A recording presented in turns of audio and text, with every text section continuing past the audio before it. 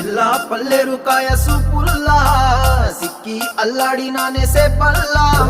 పసిడి పచ్చాని అరసే తుల్లా ధర పోస్తా ప్రాణాలు తానే అడగాల సీతా